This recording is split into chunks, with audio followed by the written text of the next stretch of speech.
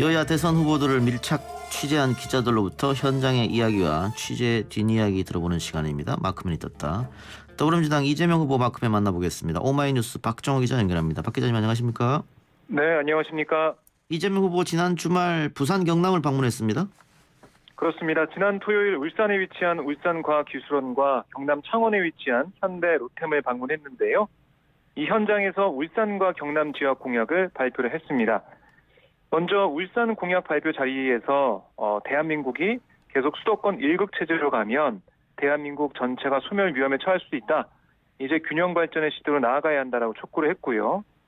특히 울산 지역의 그린 에너지 산업 지원을 약속하고 울산의 향후 먹거리로 수소 모빌리티 클러스터 구축을 추진하겠다 약속을 했고 또 의료와 문화 환경 등을 아우르는 6대 공약을 발표를 했습니다.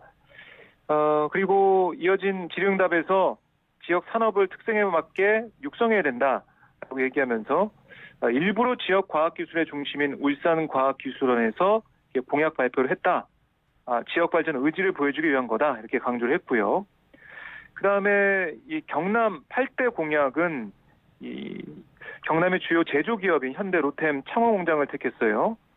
지역 경제 활성화 의지를 여전히 계속 보여주는 모습을 보였는데 이 경남을 항공우주 산업의 핵심 거점 지역으로 육성하고 기후 위기에 대응하는 경남형 그린 산업 경제 생태계 구축하겠다.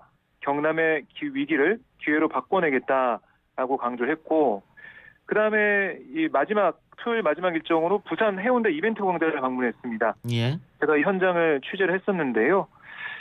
상당히 추운 날씨였지만은 수백 명의 지지자들 또 이제 부산 시민들이 함께 하면서 이재명 후보가 예상했던 시간보다 더 길게 원래는 한 20분 정도로 예상됐던 걸로 제가 알고 있는데 연설 시간이 45분까지 길어졌습니다. 예.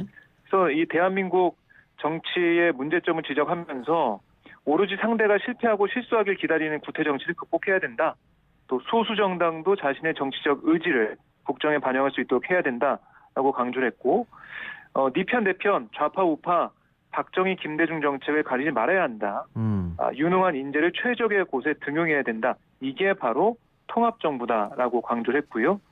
민주당은 가지고 있는 거대 기득권에 다 내려놓고 있다. 오로지 국민 중심, 이 국민 우선의 정치를 해나가겠다라고 강조를 했고 또 이 발언하면서 윤석열 후보를 겨냥해서 선거만 되면 북풍이 자꾸 불어서 선거 결과를 뒤집더니 그 맛을 못 잊어서 다시 전술핵 배치, 사드 배치, 선제 타격으로 한반도 이 군사적 긴장을 고조한다. 그들을 용서해서 안 된다. 이렇게 또 강하게 얘기하기도 했고요. 또 이 김대중 전 대통령의 행동하지 않는 양심은 악의 편이다라고 발언을 이용해서 예. 담벼락에 대고 고함치지 말고 이 메신저 앱을 통해서 손가락으로 할 말을 해달라 이렇게 말을 했고 또 노무현 전 대통령의 민주주의 최후에 보르는 깨어있는 시민의 조직된 힘이란 발언을 한 다음에 깨어있는 소수가 한 명 한 명을 설득해달라. 함께 해주시면 얼마든지 가능한 일이다. 이렇게 강조를 했습니다. 알겠습니다. 자, 근데 어제는 또 봉하마을을 찾아서 노 전 대통령 묘소를 참배했는데 노 전 대통령 묘소를 참배하면서 또 눈물을 쏟았더라고요. 네, 그렇습니다. 이게 이 참배를 하면서 헌화 분향을 한 다음에 묘역으로 이동해서 너럭바위로 당하기에 앞서서 노 전 대통령이 연대기를 들을 때부터 이 후보가 눈을 감고 고개를 숙였다가 하늘을 보는 그런 모습을 보이면서 감정이 좀 흔들리는 모습을 보였고요. 이어서 이제 묘소로 다가가 무릎을 꿇은 다음에 너럭바위에 두 손을 올리고 10초간 고개를 숙였는데 그러니까 이 과정에서 몸을 떠는 게 그대로 보일 정도로 소리 없이 흐느끼는 모습을 볼 수가 있었고요. 이 면장갑을 낀 채로 눈물을 한 차례 닦는 모습도 보였습니다. 이곳에 한 200~300명의 지지자들이 또 함께 했는데 즉석연설이 또 있었습니다. 여기서 이재명 후보는 이곳을 보면 언제나 그 참혹했던 순간을 잊어버리기 어렵다.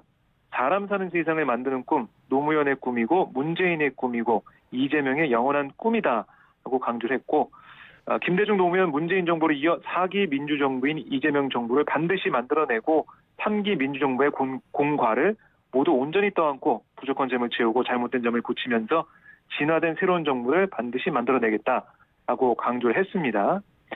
그리고 사실 기자들과의 질의응답 과정에서 대장동 50억 클럽, 곽상도 전 의원 구속에 대한 얘기도 좀 있었는데요. 그러니까 윤석열 후보가 이 구속에 대해서 편파설을 언급했거든요. 예. 여기에 대해 이재명 후보가 수사를 더 못하게 막는 태도다라고 강하게 비판했고 대선이 끝나더라도 반드시 특검해야 된다라고 예. 외쳤습니다. 그래서 어쨌든 이 곽상도 50억 클럽 이 당사자가 구속됐으면 나머지도 엄벌하라고 해야 되는데 왜 수사했냐고 검찰을 압박하는 것 그거는 문제가 있다라고 윤석열 후보를 압박하는 모습을 보였습니다. 예. 자, 그리고 봉하마을 부산 경남을 방문한 뒤에 서울로 와서 어제 김종인 전 위원장을 만났죠.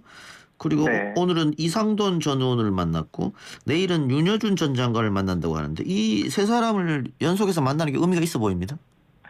그렇습니다.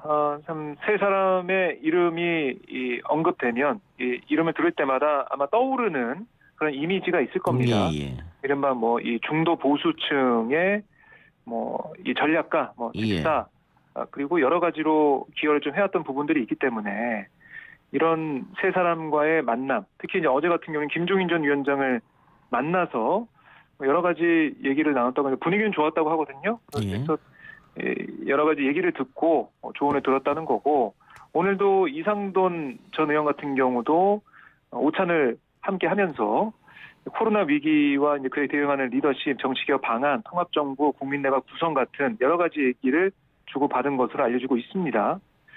이게 어쨌든 대한민국이 앞으로 어떻게 하면 나아갈 수 있는지 이런 것들에 대한 고민 김종인 전 위원장도 계속 해왔고 그걸 또 정권교체라는 걸 통해서 실현하기 위해서 국민의힘에 갔다가 김종인 전 위원장의 말은 그렇습니다. 허수아비였다 자신은 이렇게 얘기할 정도로 강한 글쎄요 이제 비판적인 얘기를 좀 하면서 밖으로 나왔는데 그 이후에 이재명 후보 생명의 은인이라고 또 하는 이재명 후보가 김종인 전 위원장을 얘기할 때 그 정도의 이제 인연이 또 있기 때문에 두 사람을 만나서 물론 오늘 김종인 전 위원장은 뭐 별로 뭐 대단한 일이 아니었다 그냥 만나려 해서 만난 것뿐이다라고는 얘기는 했지만 어떤 얘기가 오갔고 그 얘기가 어떤 도움이 될지는 뭐 아직 알려지지 않은 거거든요. 이런 부분들이 도움이 될 수 있다는 게 민주당의 판단이고요. 만난 것 자체만으로도 메시지가 될 수 있다는 얘기를 하고 있고 또 내일 또 윤여준 전 장관을 만나게 되면 앞으로 대한민국의 미래에 대한 비전에 대한 여러 가지 얘기가 오가지 않을까. 민주당에서는 이런 만남을 통해서 유권자들에게 특히 아직 마음의 결정을 못하고 있는 중도 표심을 향해서 뭔가 어필할 수 있다. 그야말로 국민 통합을 위한 후보가 누구냐 이걸 국민들이 판단할 수 있는 하나의 뭐 기준점을 정할 수 있는 게 아니냐 이런 기대도 좀 하고 있습니다. 알겠습니다. 이 후보는 또 코로나19 관련 방역에 대한 제안도 계속하고 있습니다. 네, 오늘 당사에서 열린 시도당 위원장단 연석회의에서 뭐라고 했냐면 추경 확대가 반드시 필요하지만 부족한 부분은 대선이 끝난 다음에 당선자의 입장에서 정부의 긴급 확대 추경을 다시 요구하고 필요하면 긴급 재정 명령을 통해서라도 피해를 완전히 보상하겠다고 강조를 했고요. 사실 대선이 이제 딱 30일 남았는데요. 이런 상황에서 완전 보상을 강조하면서 자영업자 표심에 좀 호소를 계속하고 있다라고 볼 수가 있겠고요. 그리고 뭐 어제 얘기한 부분도 이런 게 있습니다. 3차 백신 접종자에 한해서라도 영업시간을 24시까지, 그러니까 자정까지 늘릴 것을 제안을 했어요. 이렇게 되면 이제 두 마리 토끼를 잡을 수 있다는 거죠. 하나는 국민에게는 인센티브를 부여해서 백신 접종을 독려하는 효과를 얻고 또 자영업자들 입장에서는 숨통도 좀 어느 정도 틔울 수 있는 그런 방법이니까 이건 좀 관철해서 실시했으면 좋겠다. 다시 한번 제안한다라고 강조를 했습니다. 예. 뭐 이재명 후보 이런 제안에 아직 방역 당국은 다 답은 없었죠?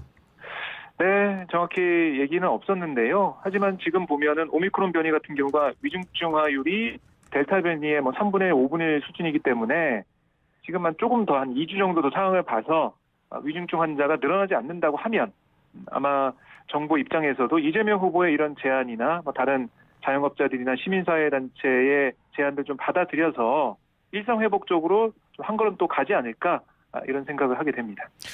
알겠습니다. 이 후보 이번 주 일정 어떻게 되는지요? 네, 이번 주 당장 뭐 내일 같은 경우는 코로나19에 또 집중하는데요. 코로나19 위기 대응 특위 오미크론 대응 긴급점검 회의를 주재를 하고 또 자영업자와 소상공인의 힘이 되겠습니다라는 제목으로 전국 자영업자와 소상공인단체 대표단 긴급 간담회를 진행을 합니다. 이걸 통해서 이재명 후보가 코로나19 손실보상 문제는 좀 확실히 해서 메시지를 내겠다는 생각을 하는 것 같고요. 그다음에 11일에 이 2차 토론이 잡혀 있어가지고요. 아마 주 후반부로 갈수록 그 토론 좀 준비하는 일정을 소화하지 않을까 싶습니다. 예, 알겠습니다. 오늘 말씀 고맙습니다. 네, 고맙습니다. 지금까지 오마이뉴스 박정호 기자였습니다.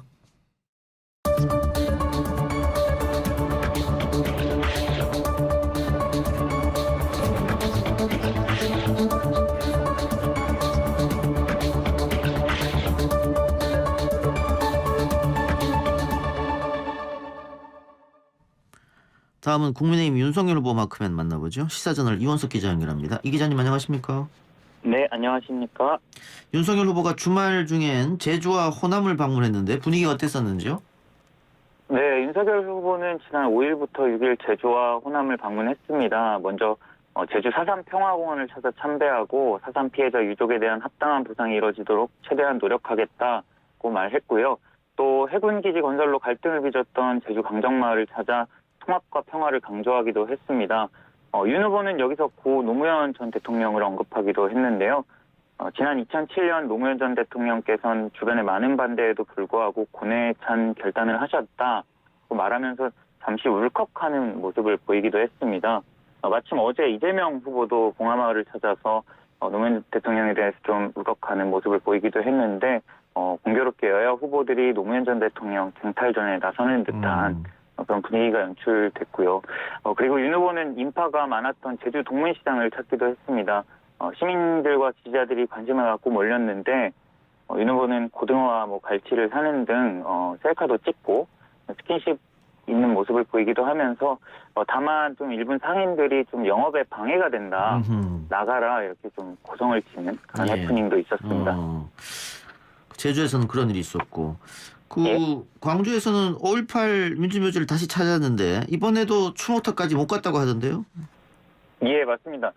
윤 후보가 제주에 이어 6일에는 광주를 방문했는데 지금 여론조사에서 호남 지지율이 계속 좀 나오고 있지 않습니까? 그래서 계속해서 좀 공을 들이는 모습으로 보입니다. 그 손편지를 보내기도 했고 윤 후보는 가장 먼저는 국립 5.18 민주묘지를 찾았는데 3개월 전에도 이것을 찾았었죠. 시민단체 등의 반발이 꽤 있었는데 이번에도 그 분위기는 좀 마찬가지였습니다. 꽤 붉은 눈발이 좀 날렸는데 몇몇 시민들과 시민단체들이 피켓을 들고 시위를 벌였습니다. 피켓엔 학살자 찬양 가짜 사과 전두환과 다를 게 없다. 5월 영령 앞에 설 자격 없다는 등의 내용이었고요. 결국 윤 후보는 추모탑에 더 접근하지는 못했습니다. 추모탑이 보이는 좀 멀리 떨어진 곳에서 묵념하고 돌아설 수밖에 없었습니다. 반면에 윤 후보가 오후엔 광주 화정동 현대 아이파크 아파트 신축공사 붕괴 사고 현장을 찾기도 했습니다. 피해자 가족분들이 지난달에 송영길 대표 등 민주당 인사들이 찾았을 땐 좀 방문이 늦었던 것에 대해서 강하게 좀 항의하는 분위기도 있었는데 윤 후보는 피해자 가족들과 만나서 철저한 사고 경위 조사와 수사 당국의 신속한 수사를 강조했습니다. 피해자 가족 측도 현대산업개발이 잘 책임질 수 있도록 도와달라 이렇게 요청을 했습니다. 알겠습니다.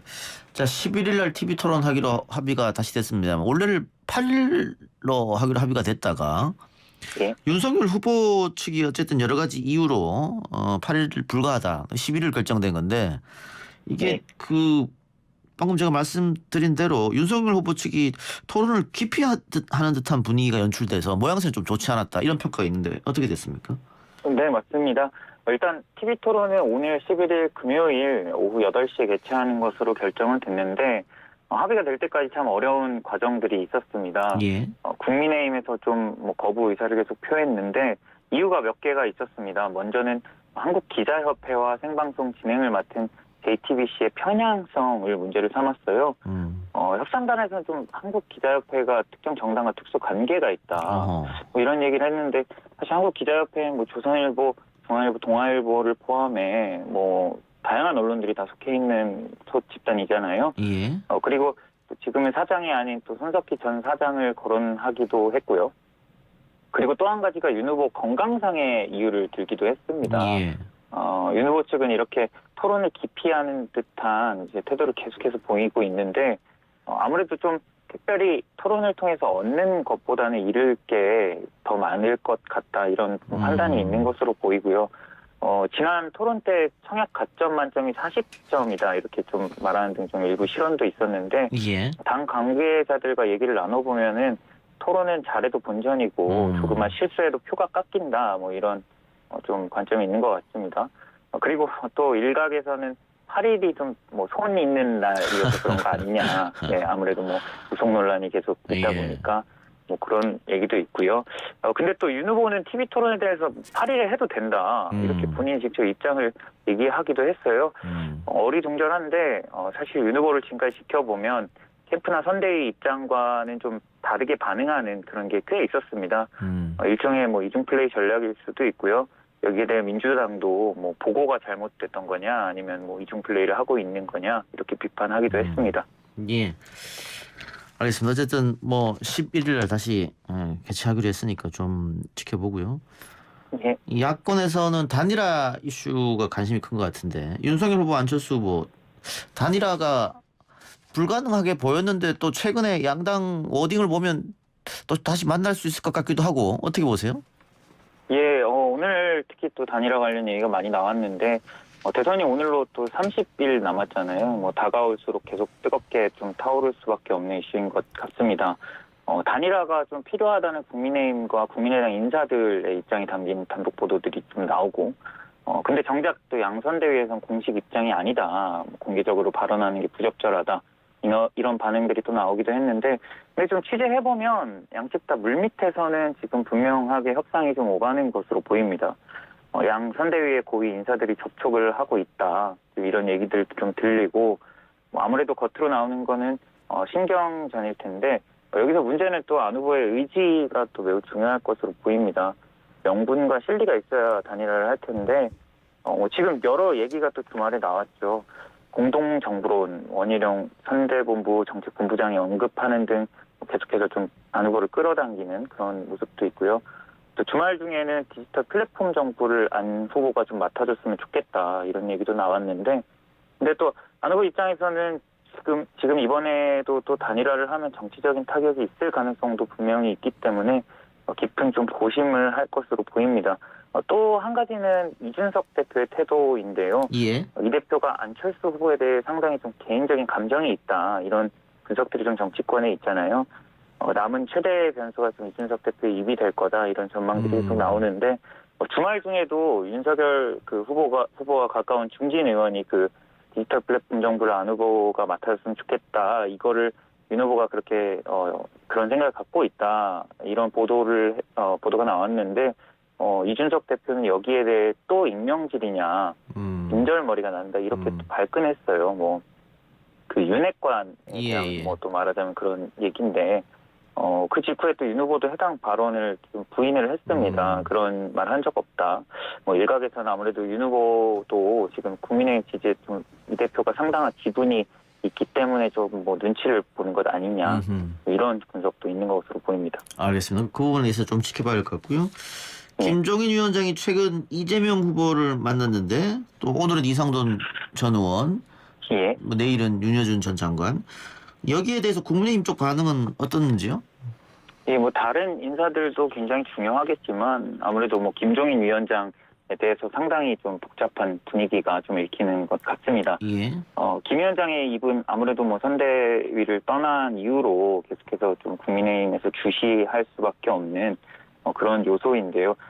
사실 좀 김 위원장이 좀 뭐 밀려났다고 표현해야 할까요? 어쨌든 좀 좋은 모양새로 나가지 않기 때문에 김 위원장이 어떤 얘기를 하느냐가 굉장히 또 파장으로 이어질 수 있잖아요. 예. 당에서는 좀 설마 가겠냐 이렇게 얘기하는 사람들도 있는데 사실 상식적으로 또 생각해 보면 김 위원장이 지금 이 시점에 사실 엄청 또 중대한 시점인데 이 시점에 이재명 후보를 만난 것 자체에 또 큰 의미가 있는 것 아니냐 뭐 이런 시각도 있습니다. 김 위원장은 오늘 뭐 특별한 얘기 안 했다, 뭐 관심 둘 필요 없다 이렇게 좀 차갑게 얘기했지만 김 위원장 스타일이 항상 또 똑같기 때문에 긴밀한 또 얘기를 나눴어도 전혀 아닌 척 하는 모습들이 지금까지 보여왔었고 또 일각에서는 김 위원장이 국민의힘을 향해서 좀 메시지를 보내는 것 아니냐. 네, 뭐 이런 분석도 있는데 어쨌든 지금 어디로 튈지 전혀 모르는 이 상황인 것은 분명해 보이고요.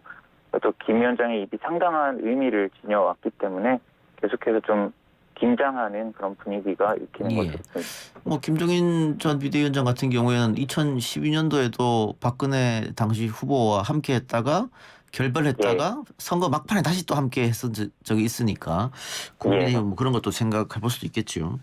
예, 그렇습니다. 알겠습니다. 윤 후보 이번 주 일정은 어떻게 되는지요?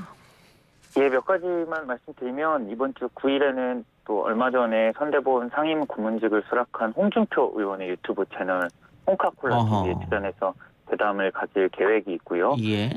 또 11일에는 TV 토론이 확정됐기 때문에 또 열심히 준비할 것으로 보입니다. 지난주 TV 토론도 상당히 준비를 많이 했다고 전해지고요. 그리고 돌아오는 주말에는 다시 한번 호남을 찾을 계획을 갖고 있다고 합니다. 국민의힘이 기차를 통으로 밀렸잖아요. 그 기차를 타고 또 처음으로 전남, 보성, 무안, 목포 등을 방문하는 일정을 검토하는 것으로 전해지고 있습니다. 2주 연속 호남을 찾는 것인데 그만큼 윤 후보 측이 호남에 얼마나 공을 들이고 있는지 엿볼 수 있는 일정인 것 같습니다. 예, 알겠습니다. 기자님 오늘 말씀 고맙습니다. 예, 감사합니다. 지금까지 시사저널 이원석 기자였습니다.